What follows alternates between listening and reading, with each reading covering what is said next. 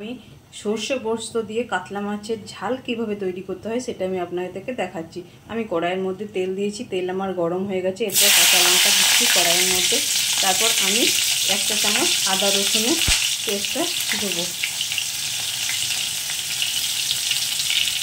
আদা রসুনের পেস্টটা আমি দিয়েছি। এরপর আদা রসুনের ভালো করে নাড়ানোর পর মশলা কষা গন্ধ উঠে গেলে এরপর জিরে, ধনে আর হলুদ গুঁড়ো এর মধ্যে দিচ্ছি। আমি প্রথমে হলুদ গুঁড়ো দিচ্ছি, 1/2 চা চামচ হলুদ গুঁড়ো, 1/2 চা চামচ জিরে গুঁড়ো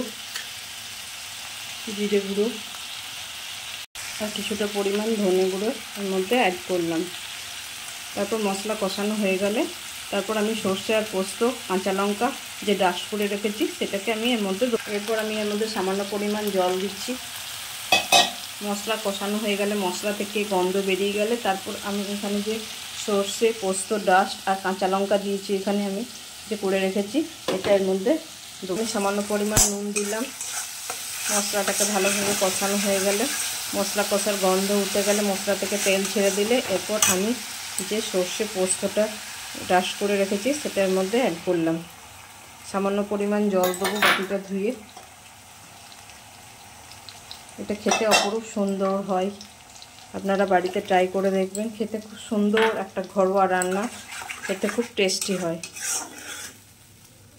এরপর হালকা ফ্লেভারটা যখন সর্ষের গন্ধটা উঠে যাবে তখন আমি মাছগুলো দেবো এর মধ্যে। একটু সামান্য পরিমাণ জল দেবো, একটু ফুটে গেলে জলটা তারপর আমি মাছটা এর মধ্যে দেবো।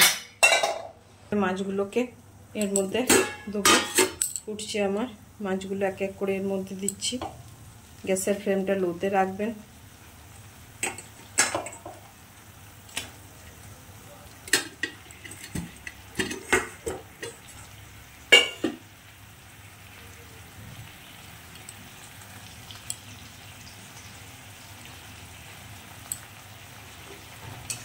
মাছগুলো এক এক করে দেওয়ার পরে এভাবে নাড়িয়ে নেবেন যাতে মশলা মাছের মধ্যে ঢুকে যায়।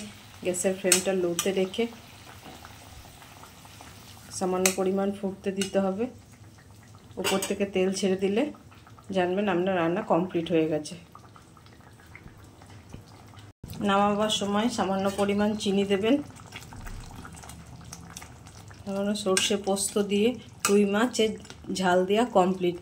কেমন হয়েছে গাইস অতি অবশ্যই জানাবেন, আর আপনারা ট্রাই করে দেখবেন।